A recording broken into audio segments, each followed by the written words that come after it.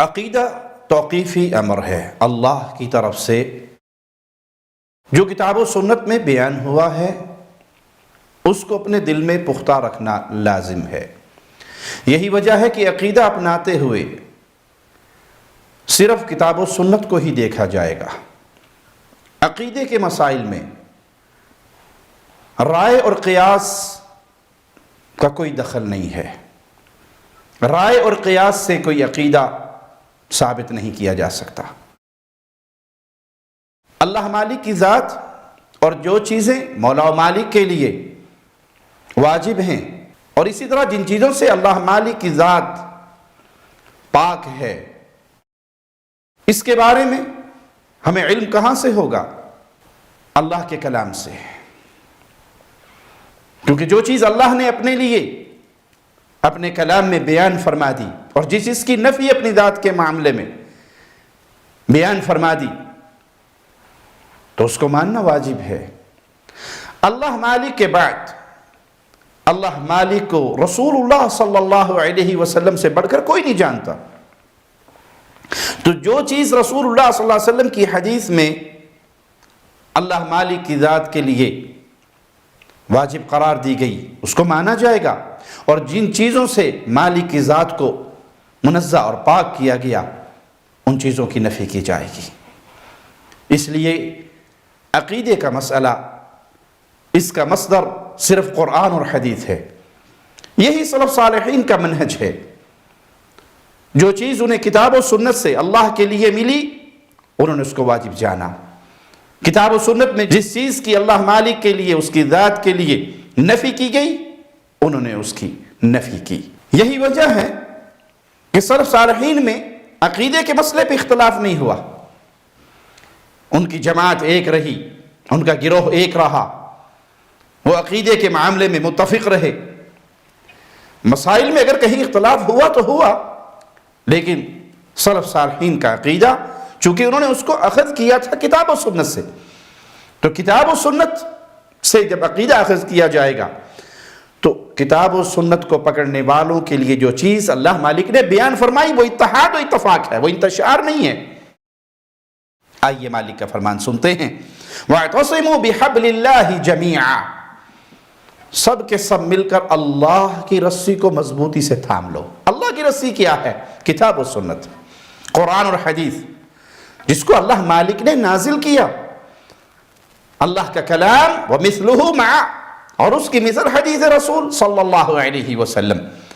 اللہ مالک نے حکم دیا کہ اس حبل اللہ کو، اس اللہ کی رسی کو مضبوطی سے تھامو، وَلَا تَفَرَّقُوا، گروہوں میں، فرقوں میں، پارٹیوں میں بٹو نہیں، گروہ در گروہ نہ ہو، انتشار کے راستے کو اختیار نہ کرو۔ انتشار کا راستہ کب اختیار کیا جاتا ہے؟ جب اللہ کی رسی کو چھوڑ دیا جائے۔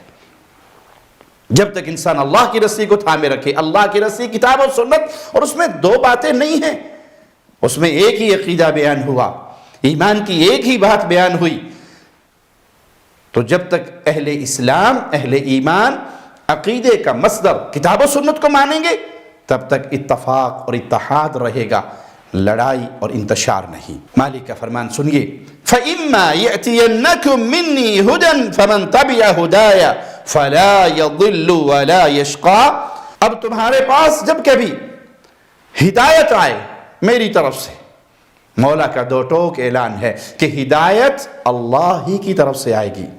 ہدایت زمین پہ بیٹھ کے کوئی بنا نہیں سکتا، لکھ نہیں سکتا، کوئی منشور بنا کر، کوئی کتاب تحریر کر کر، کوئی زندگی گزارنے کا لائحہ عمل بنا کر پھر اس کو پوری دنیا کے لیے واجب قرار دے دے، وہ ہدایت نہیں، گمراہی ہے۔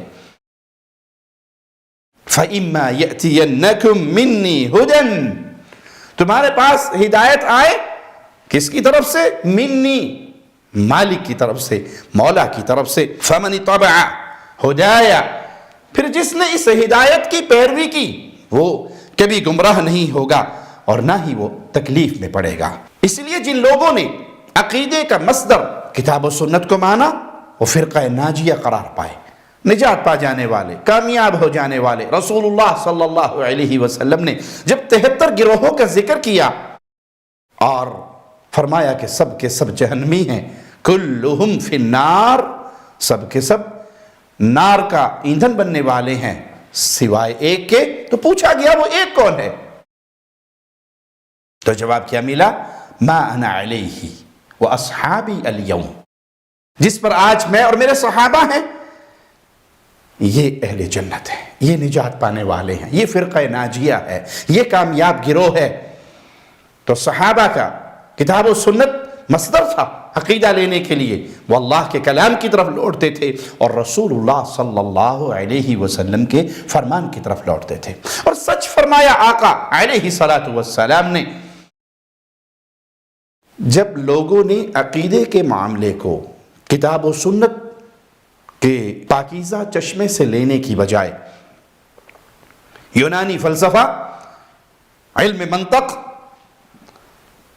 اس کو مصدر قرار دے دیا، تو پھر امت پھٹ گئی، گروہوں میں بٹ گئی، جماعتوں میں تقسیم ہو گئی، عقیدے میں انتشار اور اختلاف ہو گیا، اور نتیجہ آج ہمارے سامنے ہے۔ کلمہ پڑھنے والے عقیدہ توحید پر متفق نہیں ہیں، اللہ کی ذات کے معاملے میں وہ کسی عقیدے کو اپناتے ہوئے کتاب و سنت نہیں، ان کے پاس اور مصادر بھی ہیں۔ بہت سے گمراہ ہوئے جنہوں نے کہا کہ ہمیں حدیثوں کی ضرورت ہی نہیں، ہمیں قرآن کی ضرورت ہی نہیں، یہ قرآن اور حدیث تو مردوں کا علم ہے۔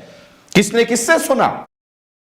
صحابی نے رسول سے سنا، تابعی نے صحابی سے سنا، محدث نے تابعی سے سنا، تبع تابعی سے سنا، سب کہاں گئے؟ فوت ہو گئے۔ میرا دل میرے رب سے بیان کرتا ہے، میرا دل زندہ ہے، میرا رب زندہ ہے، تو ہمارا علم زندوں کا علم ہے۔ صوفیاء کا یہ ٹولہ گمراہ ہو گیا۔ کسی نے ایک صوفی صاحب کو دیکھا جو مسجد نبوی کے ایک کونے میں بیٹھے، گھٹنوں پہ سر دیے ہوئے۔ شیخ الحدیث صاحب لکھتے ہیں اپنی کتاب میں،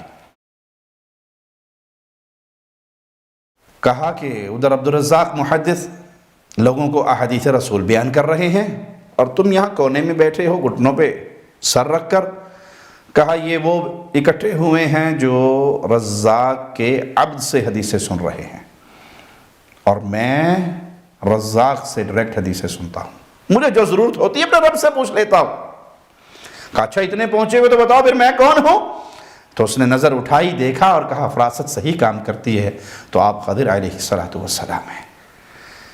یہ گمراہ لوگوں کا عقیدہ ہے، جو شریعت کے راستے سے ہٹ گئے ان کا عقیدہ ہے۔ کتاب و سنت وہ مصدر ہے جس سے عقیدہ لیا جاتا ہے، اور جو اس کو چھوڑ کر یہ سمجھے کہ میں ڈائریکٹ اللہ سے پوچھ لیتا ہوں، اللہ سے سن لیتا ہوں، اللہ سے پوچھ لیتا ہوں۔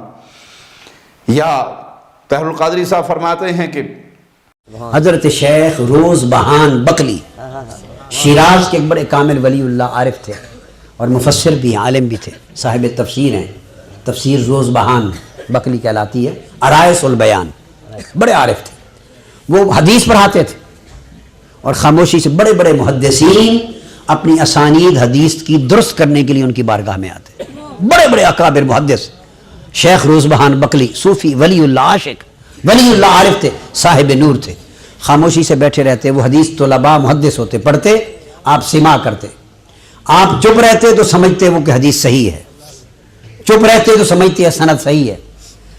جس حدیث پر سر اٹھاتے اور اس طرح کر دیتے وہ سمجھتے کہ نہیں اس کی سند صحیح نہیں۔ نعرہ تکبیر، نعرہ رسالت۔